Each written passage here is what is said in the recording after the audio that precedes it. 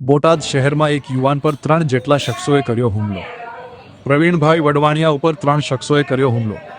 સાવરકુંડલા ખાતે હુમલાખોરના ભાઈ ભોગ બનનારની ભત્રીજી સાથે ફ્રોડ લગ્ન કરેલ, જેથી દીકરીના પિતાએ 14 શખ્સો વિરુદ્ધ સાવરકુંડલા ફરિયાદ નોંધાવેલ, જેની દાઝ રાખીને કરાયો હુમલો।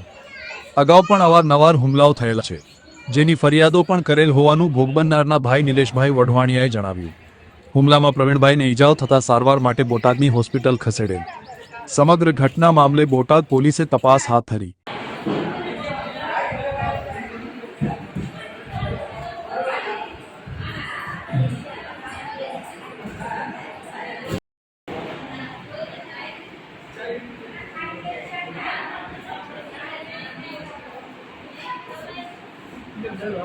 એક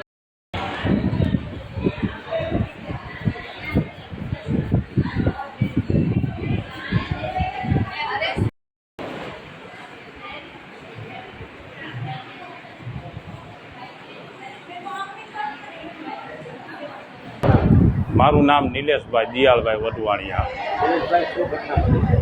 ઘટનાના બનાવમાં તો એવું છે કે જે આ અત્યારે પથારીમાં સૂતેલ મારો ભાઈ થાય છે પરવીણ, સવારના 7 થી 7:30ના ગાળામાં હર્ષદભાઈ ઉકાભાઈ, દીપકભાઈ ઉકાભાઈ અને કોક બુધાભાઈ કરીને ખાંદડા હતા, તેણે જીવલેણ હુમલો આની ઉપર કરેલ છે।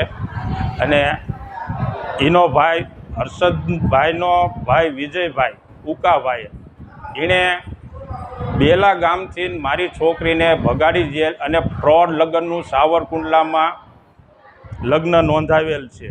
અને એમાં એ 14 લોકો વિરુદ્ધ મેં સાવરકુંડલા ફરિયાદ દાખલ કરેલ છે અને એની દાજ રાખીને અવારનવાર અમારી ઉપર જીવલેણ હુમલા કરેલ છે। 16 તારીખથી 25 તારીખ લગીનમાં એ લોકોએ અમારી ઉપર 3 વખત હુમલા કરેલા છે અને બધાએ હુમલાની અમે ફરિયાદ ટાઉન પોલીસ સ્ટેશનમાં આપેલ છે।